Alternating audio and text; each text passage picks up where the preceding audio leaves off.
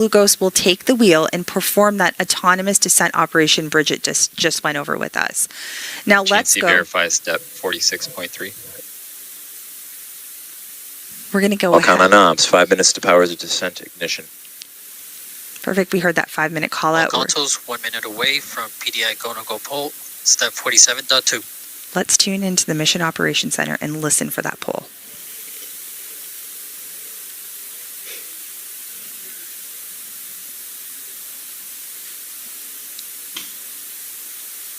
So what y'all are seeing on the screen here are those positions in the Mission Operations Center, and we'll see those light up as they give their go or no-go commands.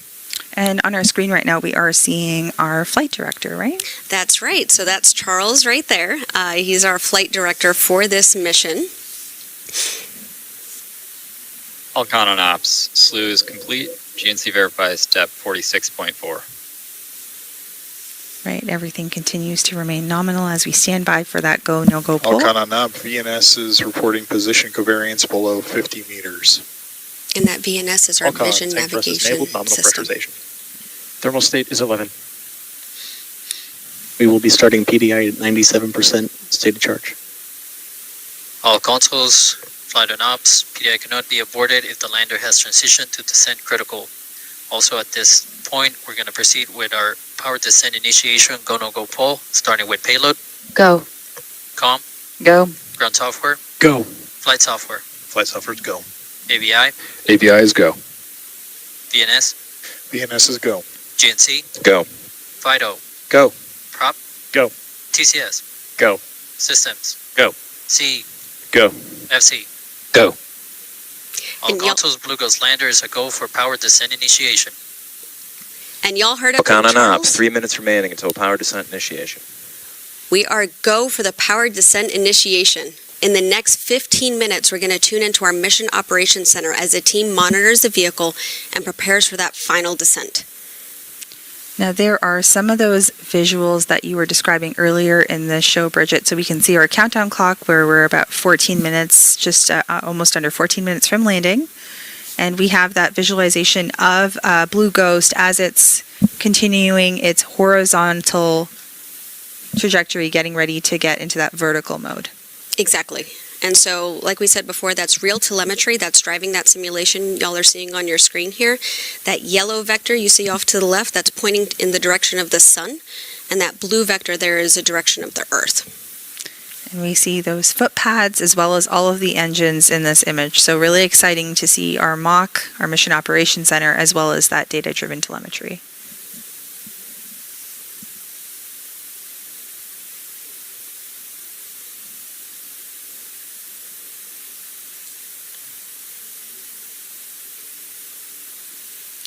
All right, if you are just... All count on ops, 2 minutes remaining to power descent ignition.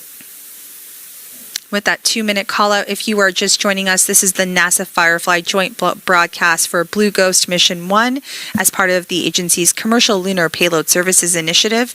We are standing by as PDI process and procedures do continue. Just as a reminder to those of you who are tuning in, the graphic visualization that we do see is has about a 15-second delay, and we did cover that at the top of our broadcast. So just as a reminder, there is that 15-second delay. So we may actually hear that call for landing before the data does get there, but we would like to point that out and keep that in mind as we continue to follow along.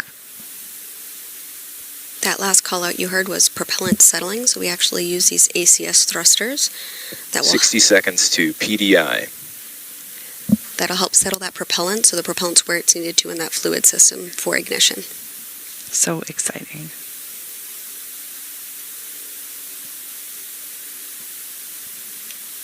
Fun fact, we actually use those ACS thrusters on our Alpha launch vehicle as well. You know all about propulsion and engines. It's fascinating. I'm learning so much today. 30 seconds to PDI. And there you see a couple folks on console. So that is Raj and Will Adams. So they are supporting on TCS and prop.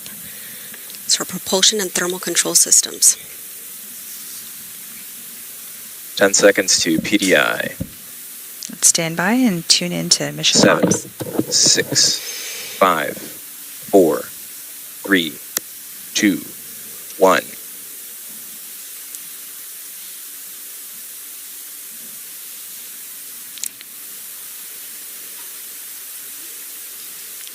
So the lander is performing that 9-minute powered descent initiation using all of its engines to reduce.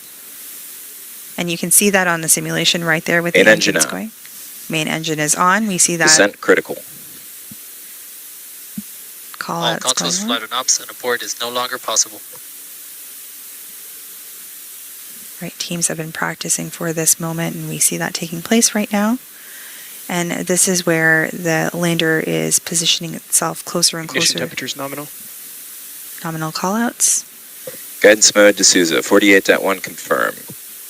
And you heard that D'Souza guidance. Attitude and rate errors look like they converge back to nominal after the transition. Current draw is nominal. Tank pressures are stable, prop is nominal. And remember, this burn VNS lasts is stable, nominal. about 9 minutes. Navigation filter is well behaved. We love when things are well behaved. Exactly.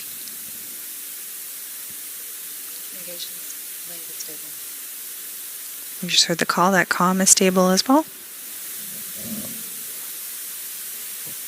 Comms link is stable. It's during this burn where we were going All con ops, 9 minutes remaining to pitch over. 455 kilometers south of the target, 16 kilometers above it. we're reducing our velocity down to 40 meters per second in this burn. And so on that gauge, what you'll be looking for is about 144 kilometers per hour. And just as folks are tuning in right now, our PDI is actually that braking burn. So we're Exactly. continuing to slow our speed down and bring the vehicle from a horizontal configuration or horizontal orbit into a we're pitching over the lander into a vertical configuration. Exactly. All of our RCS engines are firing at a mid to high throttle here in the anti-velocity direction to slow us down. We're shedding all of that horizontal velocity like you're saying.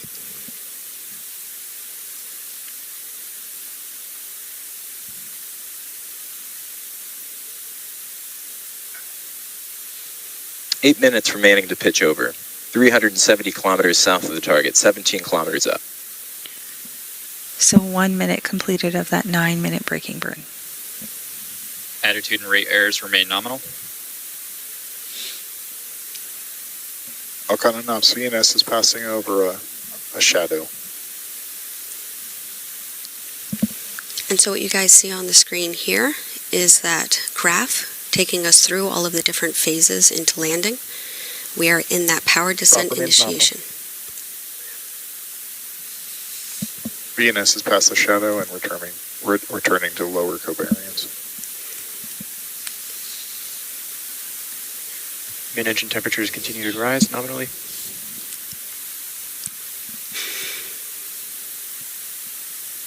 How are you feeling? Excited, nervous, anxious. Lots of feelings. 7 going on minutes right to now. pitch over. 290 kilometers south, 16 kilometers up.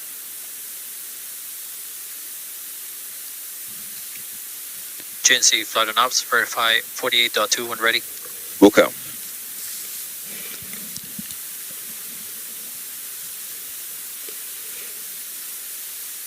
So we are seeing our various folks in the Mission Operations Center that are continuing to follow along during this braking burn called Power Descent Initiation, or PDI. All operations continue. Engines trimming out, target achievable, 48.2 confirm. Batteries at 92%. In the front left of the room there, where the camera's pointing, you're going to see that's 100% of those teammates with us from ASI and Space NG. So you're seeing folks from ASI, GNC1, GNC2, FIDO. You got Space NG with Vision Navigation Systems. 6 minutes remaining until pitch over. 222 kilometers south, 15 kilometers up. All right, we can hear that number. VNS is crossing over the final ridge as we enter the Mark Risium. We're getting closer and closer to our landing site, Mare Crisium, on the northeast part of the moon, on the side that faces us here on Earth. Now there is a NASA console position Helium as pressure well. and temperature are inbound. That's right. They're on the opposite side of the room, probably in the corner the camera can't see right here. And that's to conduct all of the 10 payload surface operations over the course of the next 14 Earth days or 1 lunar day. That's right. And I think that's Farah, Navigation That is filter looks Farah. nominal, and Star Tracker is still in lock. So she's sitting in our payload seat, so she is, she's been phenomenal on this Power is mission. nominal. And she's been with all of the payloads since the beginning.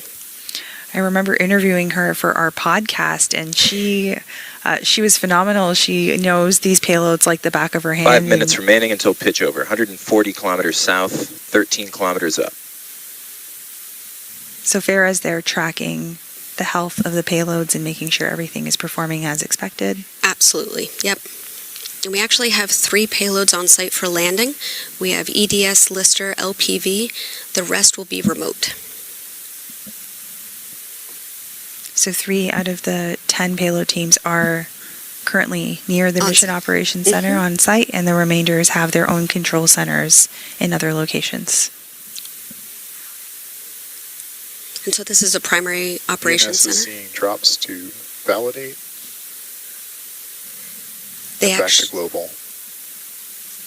there's some backup rooms upstairs too for secondary, tertiary, and extra data review. Eyes up there. So you talked about 4 minutes remaining to pitch over. 110 kilometers south, 10 kilometers up. On the screen right now, you see Joseph Marlin and Will Coogan. These are our CEs, our chief engineers. A fun fact, Will Coogan actually used to be a carpenter before he went back to school for his Sees that PhD. we're in validate, so we're not global positioning. I think having all these varying backgrounds really helps you in your current work. So it's really impressive to see this team coming together.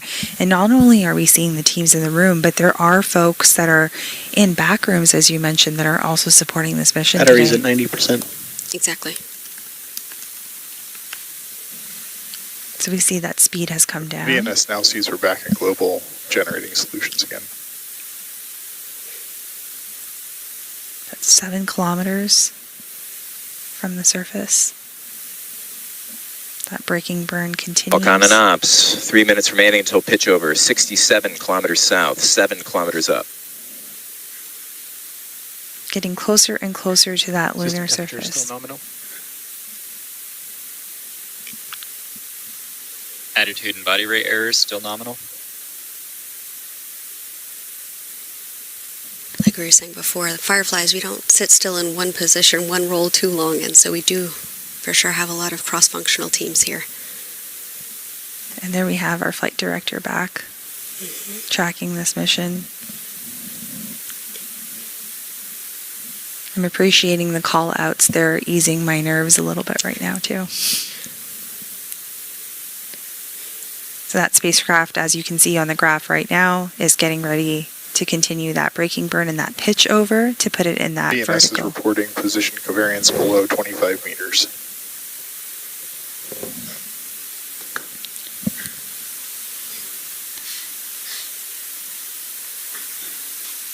Two minutes remaining to pitch over. 35 kilometers south, 4 kilometers up.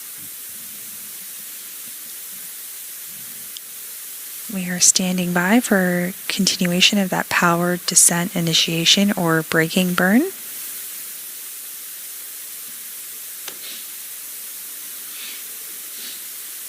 This is where all engines are firing to pitch GNC over. Fighter Ops, verify 48.3 when ready. That was Charles. Do you know what seat's missing, what subsystem? What are we missing? Structures. Flight laser rangefinder has measurements. VNS reports position covariance at 10 meters. 1 minute remaining until pitch over. 13 kilometers south, 2 kilometers up. We'll actually add in that mechanisms and structures seat Power in is nominal. right after landing. Alex Kaplan is our our engineer there, and he's designed all 3 mechanisms on board the lander that he helped also build and test. Those subsystems become much more prominent after landing, so we'll see him come in later. So we do see that graphic come up we talked about a little later with the lander foot pads, so our contact legs will turn. VNS position variance below 5 meters. 30 seconds remaining to pitch over, 4 kilometers south, 900 meters up. So those will turn blue once we've confirmed some level of contact. And we'll continue to track as we get closer and closer to the lunar surface over the course of the completion of this PDI. You can see the graphic on the screen demonstrating that Blue Ghost is getting into that vertical configuration and doing that pitch over as expected. Man engine off. Terminal guidance. 500 meters up. Battery's at 87%. All right, from here on out, it is just going to be those Spectra 400 engines. meters. Now, just as a reminder, those Spectra engines that we see firing right now on our GNC screen, and VNS flight on out, certified 49.2 and ready. they are doing those pulses. VNS is in relative. 260 meters up. First redirect occurred, 98 meters from original target. 1 minute remaining in flight. The vehicle is converged on its commanded descent profile. All right, so we are in that autonomous phase that you had described to us. She is ready and has been preparing for this. You're going to hear a lot of call-outs here about vision navigation solutions, laser Seconds remaining in rangefinder, terminal. 100 meters up. And health let's just systems. Navigation filter is still healthy. Second hazard avoidance occurred, 5 meters from previous target. 50 meters up. 30 seconds remaining in flight.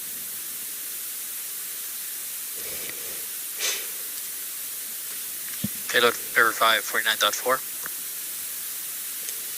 Copy. Verified. 11 meters up.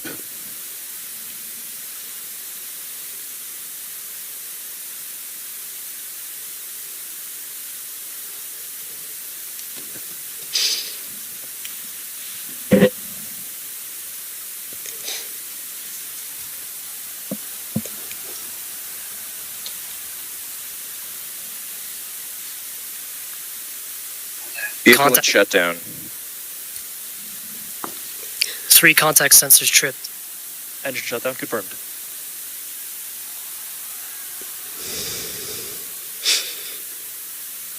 Power's nominal vehicle is charging. IMU reports lunar gravity and it is stable.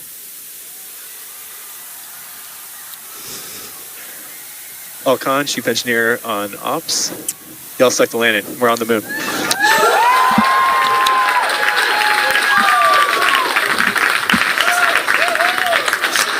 Firefly Aerospace just became the first commercial company in history to complete a fully successful moon landing.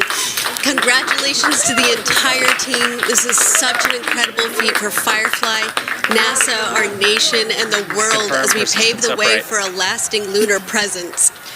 congratulations, Bridget. And to our Firefly and NASA teams, what a nail-biting moment in history. The joint teams are now celebrating or enjoying this much-deserved celebration at our landing event here in North Austin, Texas. This marks the beginning of the next phase of the mission, surface operations. How are you feeling, Bridget? Honestly, overwhelmed. I am so proud of our team. Firefly has a way of constantly exceeding expectations. This is a perfect example of that.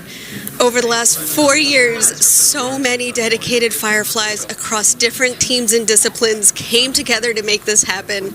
Now we have a permanent presence on the moon with every employee's name engraved on a Blue Ghost plaque. So now when we look up at the moon, we can tell our kids and future generations that their family name is up there. Thanks to this team and everything they have achieved, But it's not over. We will be operating the payloads and gathering even more data that will make an even larger impact on the future of space exploration. Congratulations. Thank and you. Now this lunar lander is gearing up to conduct those surface operations and downlink that anticipated image from the lunar surface.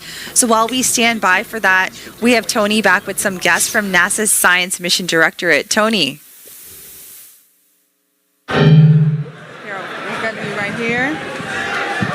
Enjoy, you'll be right here.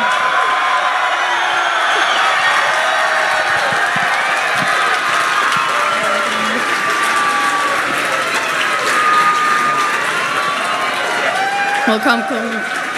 Thank you, Nilifer and Bridget. Now joining us is Associate Administrator for the Science Mission Directorate, Nikki Fox, and then the Deputy Associate Administrator for Exploration with NASA Science Mission Director, Joel Kearns. Nikki, Joel, I mean, what a momentous occasion. How are you guys feeling? We're on the moon!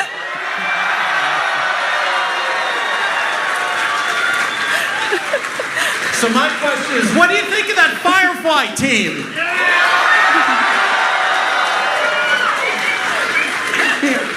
It is such an exciting time. I mean, what a huge congratulations to everyone. Now, Nikki, can you tell us a little bit more about why this landing location was chosen and why, Blue Ghost is on the near side compared to when some other landing sites are chosen for other of our Eclipse flights? Yeah, absolutely.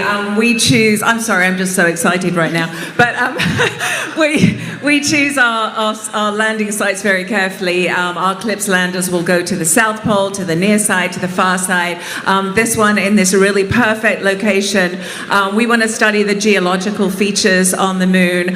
We want to study the interaction with the solar wind. We want to just learn more about the regolith. We want to be able to prepare for our future astronauts to go and keep them safe. And so we chose the science instruments perfectly to go to this incredible place on the moon. That we did. And Joel, this is the most NASA science that we have sent on Eclipse flight thus far. Can you tell us a little bit more then? What is the primary goal, or what are we hoping to find then with all of this? So we're landing in a place that's of great scientific interest, but it was also a very achievable place to land. And there are studies that range from studies of the sun that we'll conduct from the surface of the moon, studies of the abrasive dust of the regolith. We're going to drill into the surface. We're going to pick up regolith. It was going to answer so many questions over this one lunar day long mission. It's going to be really one for the history books. That's right. And speaking then about all those questions that we're going to answer, Nikki, tell us, what then of the science and data that we learn on the moon, how can that help us back here on Earth? So there are so many ways that, everything we do in NASA science is so interconnected. We study everything from the center of the sun to the edge of the universe.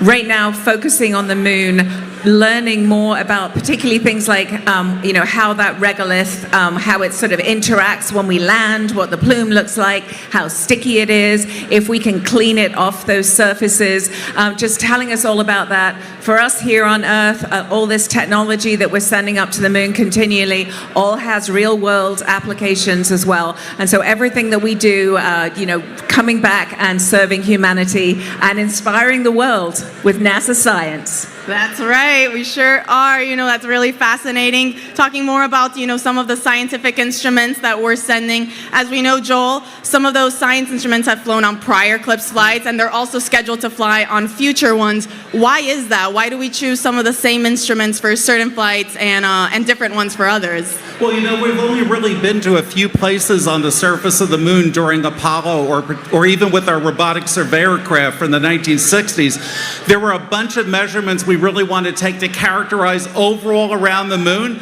Sure, especially the South Pole where our astronauts will go initially, but there are particular scientific questions where you have to take the same measurement on the near side or the far side in a mare, one of these frozen lava pools, as opposed to the Highlands Mountains, to really understand the moon, and based on that, to better understand Earth. I can't wait for that. And, Nikki, talk to us then about some of the lessons learned then that we have, learned from now our other clip slides that were applied for this one or, for the future ones. Yeah, I think one of the amazing things about our clips providers is they are all there for one another. Even today, Jason was sharing stories about what some of the other teams have been sending. Good luck to Firefly today. It is just an amazing community, and that is what we wanted to do with the CLIPS program, was really get this sustainable commercial lunar economy and have it led by American companies. And that's so important to us. As Joel said earlier, we're not doing this as NASA, we're doing this in partnership with these American companies. And so, just seeing the community that we're building is just so amazing. And so just congratulations to everybody. Yeah, very well put. To both of you, how are you guys feeling right now that we're on the moon? I don't know, it's all in a day's work, isn't it? Really? It's, it's a Sunday. No, honestly, it is so amazing. We were standing outside watching it, and Joel was getting instant, feedback from all those amazing people in the mock. And it's just incredible it was just, I don't know, seeing it come down and then you're suddenly like, oh my God, it's 5 kilometers above the surface. And so it's just an amazing achievement. I am so proud of everyone in this room because you all had a part in putting this lander on the moon. Whether you're a Firefly or whether you're a family member of a Firefly or whether you're a member of the amazing NASA science team, congratulations.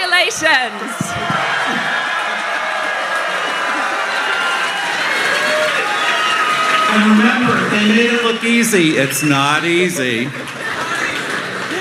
Thank you, Nikki, Joel, so much for joining us. Now we'll send it back over to our hostess, to Nilofer and Bridget. Welcome back. For those just joining us, Firefly successfully touched down on the moon in an upright, stable condition, becoming the first commercial company to complete a fully successful moon landing. We expect to have the first image within the next 10 minutes, depending on the signal strength of our S-band antenna. The timing will vary based on the position of our lander and the ground stations on Earth.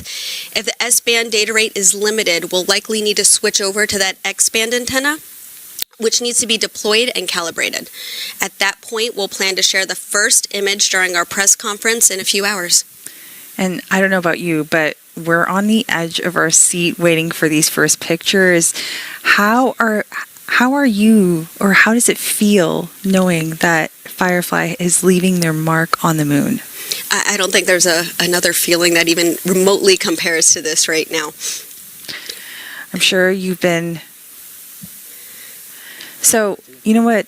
I have to ask, because we talked all about the engines. We saw that great visual data telemetry. I know you have something else to show us. Do you have anything else I here? always have goodies. I always have props. You did work on our engines. We love hardware here. Let's take a second here. We're just doing a quick safety briefing or a safety practice on something that Bridget has for us to see today. Oh, this is cool. It is cool. Oh, let's move this out of the way here. All right. So I love talking about Spectre. This is that 200 Newton Hypergol engine. You will notice I am wearing gloves. Right.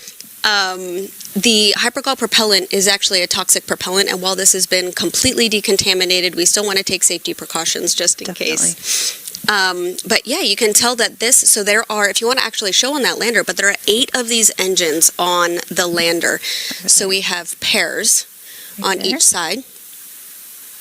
Right there. All right. Exactly. Okay, so we see our 8.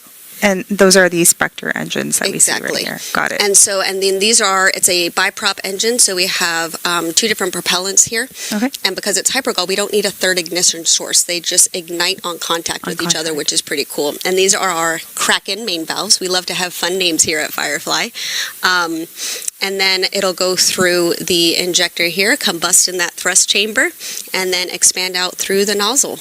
It's pretty impressive. So this is what the team designed, developed, tested, and built in about a 2-year time frame. And these 8 Spectre engines, those were the ones that were firing in those quick pulses like you described, like a bird flapping its wings or at the blink of an eye. Exactly. So they just continue to iterate and pulse just like that. You've taught me a thing or two on these engines. I really appreciate that, Bridget. So how are you going to be celebrating this moment with your family, with your friends, with your fellow Fireflies? I'm going to go home and give my kids a great big hug, first off, and then maybe sleep a little bit.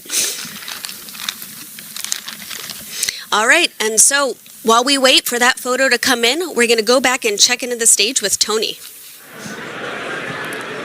Hey, thank you, Bridget. We are now here with Jason Kim, the Chief Executive Officer for Firefly. Jason, congrats on landing on the moon. Congrats to all of our Fireflies. How does it feel? How is it, how are you and the Firefly teams feeling right now? They're just fired up right now in the mission control room. I mean, they were just pent up, holding it all in because they were calm and collective and cool the whole time. Every single thing was clockwork, even when we landed. And then after we saw everything was stable and upright, they were fired up. We got some moon dust on our boots. That's awesome. And now you can use the EDS shield, EDS payload to take that off. Yes, I love that EDS payload. I love all the payloads. Absolutely, we love all 10 NASA payloads. That's right.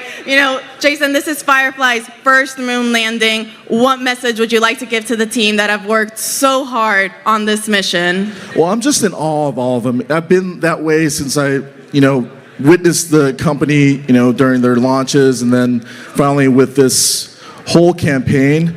I'm just in awe of all of our Fireflies and just all the hard work that they put into this, all the extra sacrifices they did from their family and friends. So thank you to all the family and friends. All that design work, all the testing, all that simulation, it finally paid off.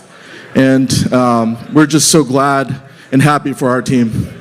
Absolutely, and now you're on the moon. I mean, Blue Ghost is finally on the moon. What do you think, or what do you hope that this mission means, or this message sends to all the aspiring and future engineers and scientists that are looking to one day enter the aerospace industry? Well, if you look at everybody in that mission control room and everybody at our company, you don't have to always be a rocket scientist, although we have some great ones at the company. We have people from all walks of life, and in that control room, people that started off with music careers or seamstress or welders. They're all from all kinds of careers, and they just landed on the moon. So, we hope this inspires the next generation of kids and STEM, K through 12, because, have them dream big. You never know where you're going to land. We just landed on the moon. So, we hope that the Fireflies today inspired a whole generation. That's right. There's space for everyone in space. That's right. And especially in Texas. It was discussed earlier, Firefly not only develops lunar landers, but you guys also build and launch rockets. Can you tell us a little bit more about what else is in store for the Firefly team? Well, right after this, we're going to get ready for our first launch of the year. We're going to launch our 1-ton rocket called Alpha. It's America's rocket, and we're going to launch Lockheed Martin's LM-400. It's their mid-class satellite. It's a beast. And we're just honored to launch that satellite. And we're going to launch multiple times this year, things like Victus Haze for True Anomaly. And there's other, Space Force missions that we have. So we're going to continue to launch at cadence.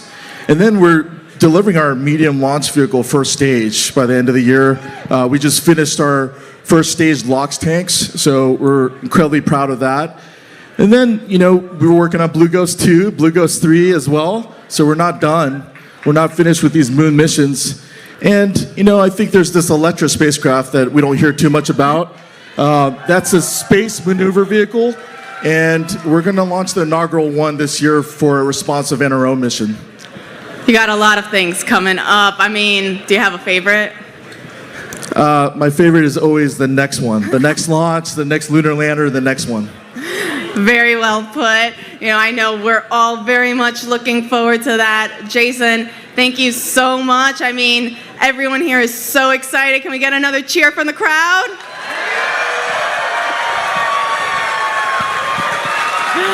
Awesome. All righty, well, we'll go ahead and send it back to our hostess, to Nilofer and Bridget. Thank you, Tony, and thank you, Jason. Congratulations once again. If you are just joining us moments ago, Firefly became the second American commercial company to touch down on the moon with its Blue Ghost Lunar Lander. Now, we're standing by right now for that first moon image, which we expect in the next 15 minutes or so.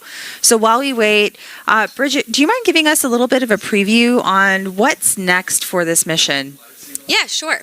So this is going to be the beginning of our surface operations. Within the next 2 hours, Blue Ghost will perform surface commissioning in order to activate each subsystem and perform health checks.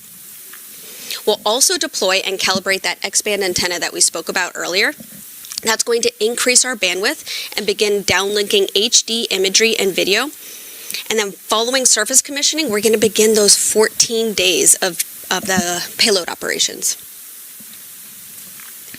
Great. So that includes deploying that surface access arm with the lunar planet vac sample, that little vacuum to collect some samples. Right up there, you can see on the screen.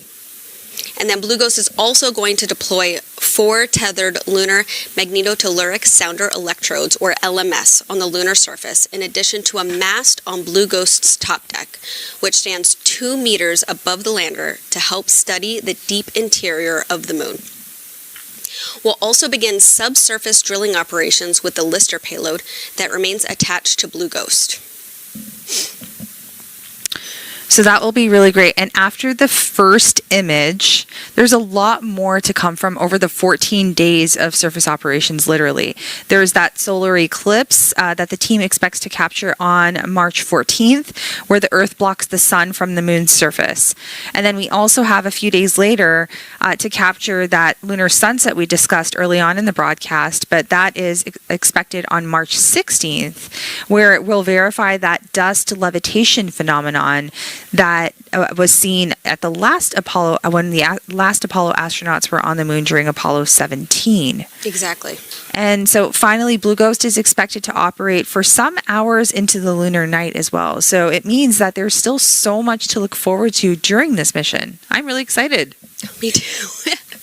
And so while we continue to stand by for that first moon image, we're going to go ahead and check back in with Ray, who was just in the Mission Operations Center with the Firefly team during that impressive landing. Hey, thank you, Bridget. Joining us once again is Ray Allensworth, Firefly Spacecraft Program Director. Ray, I mean, how you feeling? What an awesome time. Oh my God, we did it! That's amazing! My heart's beating so fast. I know, I can see that. It's so exciting. Yeah. You were just in Firefly's Mission Operations Center. Can you tell us how everyone was feeling in that moment, what it was like? It was so quiet for just it was like a 9-minute burn, 12 minutes, getting, through PDI, pitch over, and then you just hear these 4 call outs. And I think I'll just forever hear our chief engineer Will's voice, we successfully landed on the moon, and then just everybody kind of lost their minds. I'm sure y'all did too. Yeah. We sure did. It was great. Now Blue Ghost is on the moon. Yeah. What's the team doing now? So they're all business again. So I had to leave because I couldn't keep it together.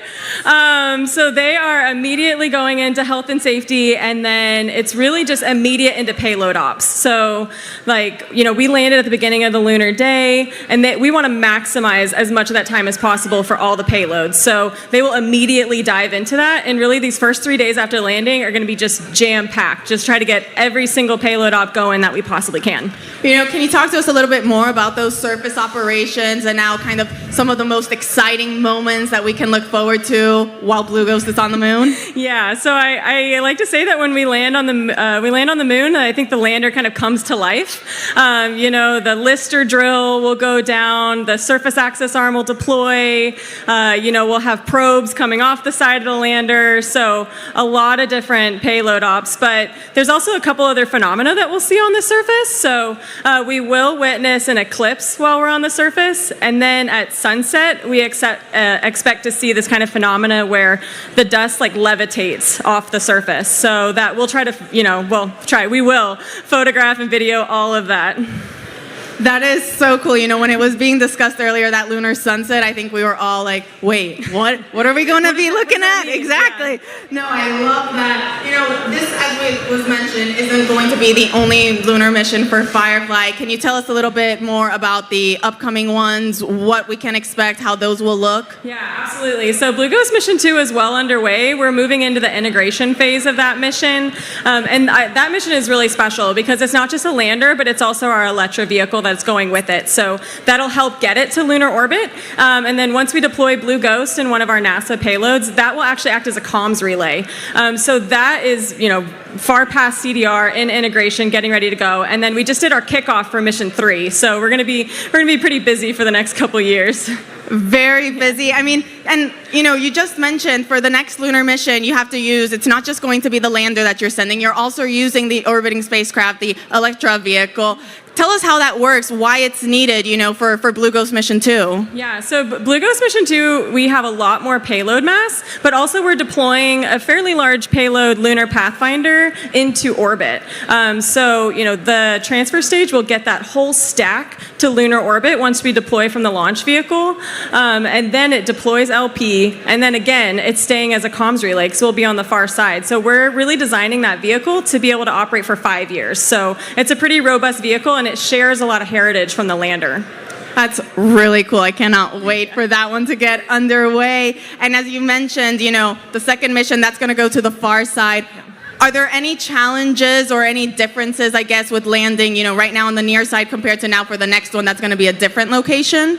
I think we know less about the far side. So, we had a relatively good amount of data for our specific payload site for Mission 1. We're landing equatorial far side on Mission 2. A little less familiar with that area, but really, it's really well suited for the payloads because they want it to be totally radio silent. So it's dark in that regard. We'll learn more about it as we go through integration and the mission ops phase for that mission. That is super exciting. I can't wait to learn about all the different things that you guys uncover along the way. Now, Ray, for you personally, I guess what's next for you? What are you going to be doing for the rest of this mission, or are you now full steam ahead on Blue Ghost Mission 2? I'm going to go to sleep and then just dive right into surface ops. I'll be in the mock a lot, and then maybe a PTO day or two, and then just Mission 2.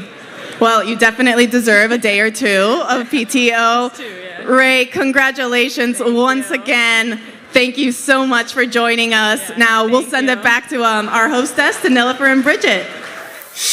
Thank you, Tony, and congratulations to both of you once again. In case you missed it just moments ago, Firefly successfully landed on the moon at 2:34 a.m. Central Time. The Blue Ghost Lunar Lander safely touched down in Mare Crisium, delivering those 10 NASA science and tech instruments. Now, we should just give a heads up that we do expect another image, or their first image rather, to come through in approximately the next 30 minutes. We are standing by for that, but let's talk a little bit more about what to expect and what took place over the course of the landing. So let's take a look at that incredible landing. Now that we're on the surface, we're, like I said,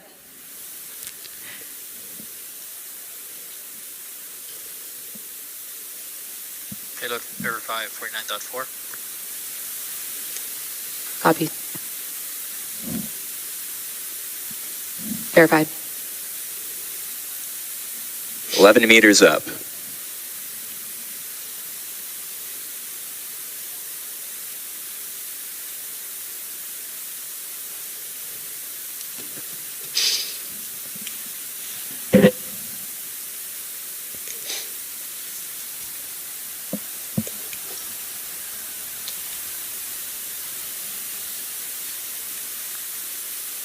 Vehicle Contact. shutdown. 3 contact sensors tripped. Engine shutdown confirmed.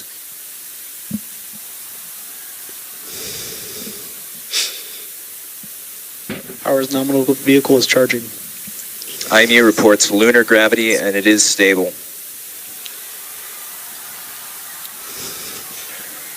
All con, chief engineer on ops. Y'all select the landing. We're on the moon.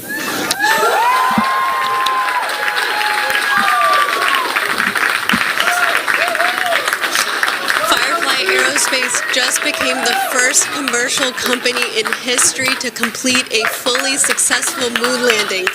Congratulations to the entire team. This is such an incredible feat for Firefly, NASA, our nation, and the world as we pave the way for a lasting lunar presence. Congratulations, Bridget.